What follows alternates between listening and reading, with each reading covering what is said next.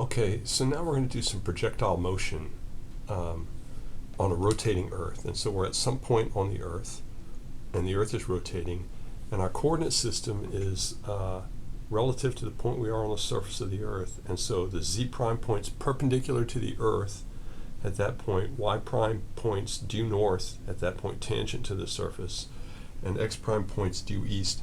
That's the coordinate system we've chosen. There's some subtlety here that I'm just going to try to talk through a little bit.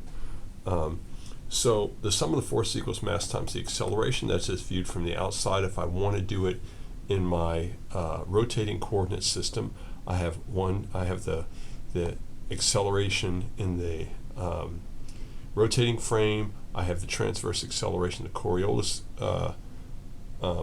acceleration, the centripetal acceleration, and the acceleration of the frames. This one came up in the plumb bob problem we did a little while ago.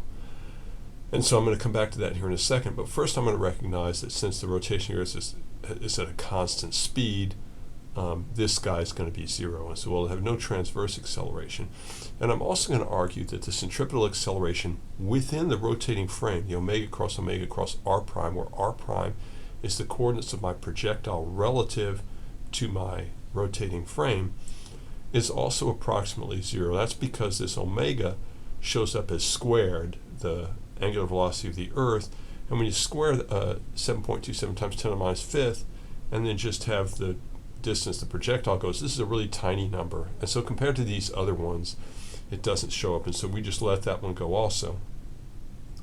And so if I grab this equation, sum of the forces, and I have it equal to this thing, and I move this guy and this guy over to the other side, this equation becomes this one, sum of the forces minus mass times this is the, if you remember from the plumb bob problem, this is the acceleration of this frame relative to the inertial frame, and so it's just a centripetal acceleration, you might say, because this point is going around the Earth, right? And then it's minus the Coriolis force is equal to mass times the acceleration in the rotating frame.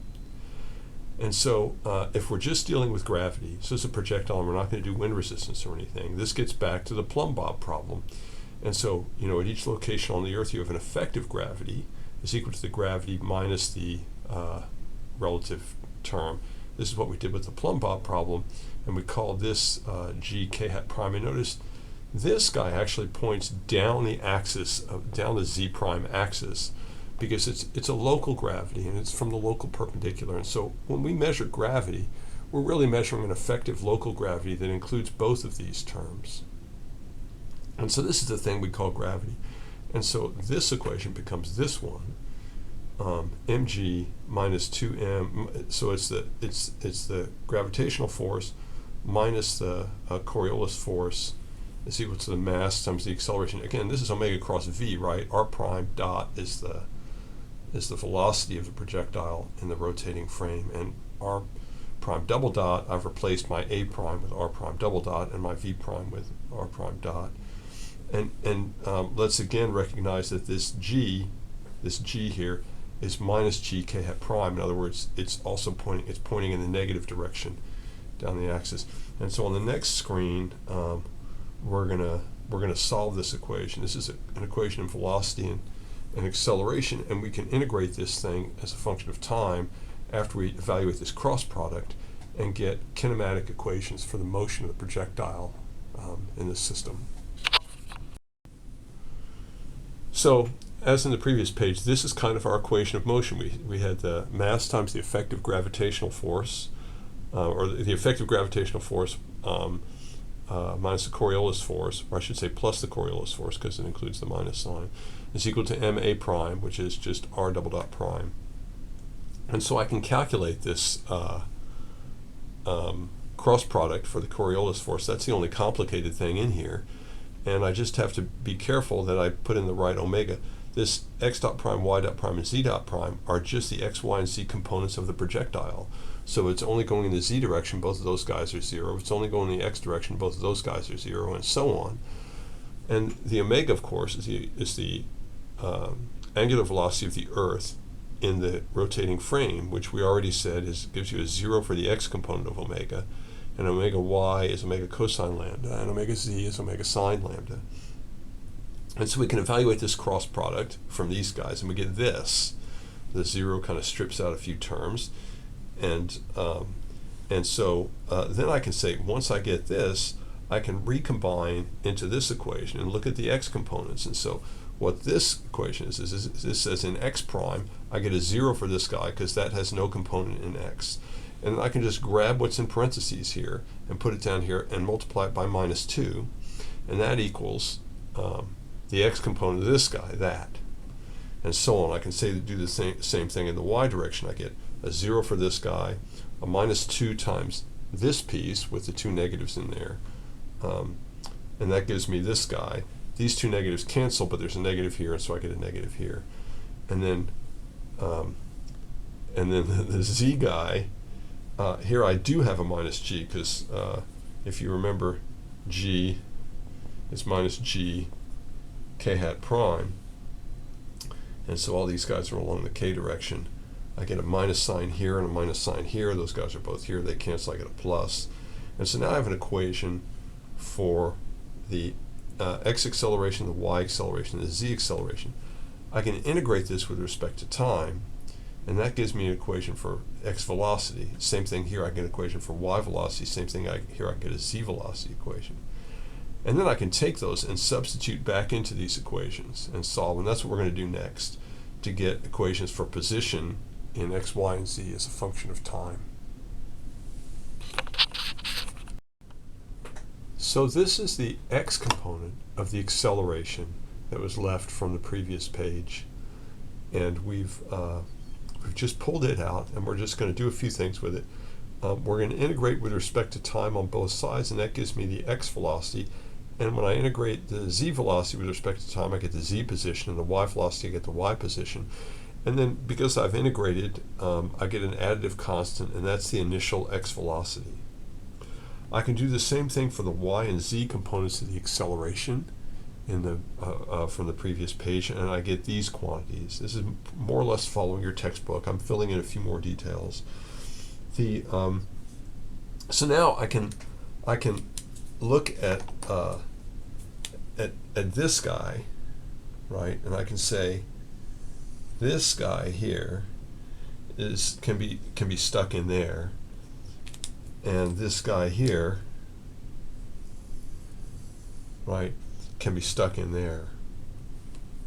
And what that does is it's going to give me the acceleration in x in terms of quantities that depend on constants in x rather than y and z. And then I'm just going to be able to integrate that a couple of times to get the time dependence of the acceleration to look like something that will look at least a little bit familiar to you. And so all I've done is I've taken the blue guy and stuck it in there, and the green guy and stuck it in there, and that's what this line is, right? This bracket term is the blue piece, this bracket term is the green piece, and then I've expanded all that out.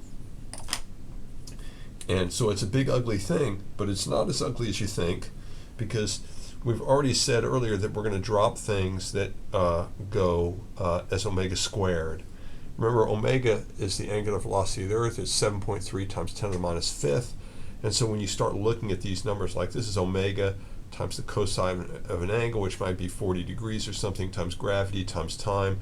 This omega is not going to be nearly as small as this guy. This term is not going to be nearly as small as this guy, because this guy's got another 7 times 10 to the minus fifth multiplying. And so both of these guys can go away. By the way, before I did that, I think both of those cosine and sine should have been squared. But it doesn't matter, we're dropping those terms. And it's going to leave us with 1, 2, 3 terms. And the interesting thing about these 3 terms is that they're just full of constants. And so this is the x acceleration is 2 omega g t is time, cosine lambda. So that's just a constant times time, and these two guys are just constants, right? And so I'm going to integrate this with respect to time twice, and I'm just going to get the time dependence of x on this stuff, and it's a very simple integrals. And then I'm going to do the same thing that I did here with the y acceleration and the z acceleration. And you'll see it comes out to, the equations are a little bit complicated, but they also have a similarity to the regular projectile motion problems we did in beginning physics. So this was our equation for the acceleration, and if you notice, I have a time dependence on this term, but these guys are all just constants with respect to my x motion, right? This is my angular velocity, this is the initial velocity in the z direction, this is the initial velocity in the y direction, and these two guys are latitude angles. So that's just a constant.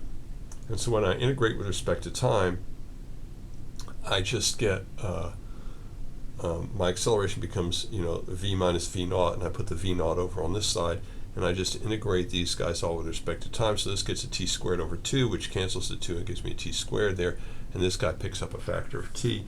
And now I have the velocity as a function of time for x. I can integrate it one more time and get the position as a function of time. Again, this is just a time-dependent term. And so this guy gets a factor of t on him because he's integrated with respect to time, and I've got another integration constant for the position. And this guy gets a t cubed over 3. And so that's my x position as a function of time. And then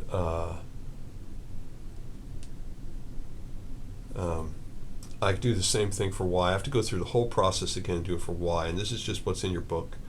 And so it evaluates the y the same way this does, just substitute and integrate, and the z the same way. And so you can see how these guys depend on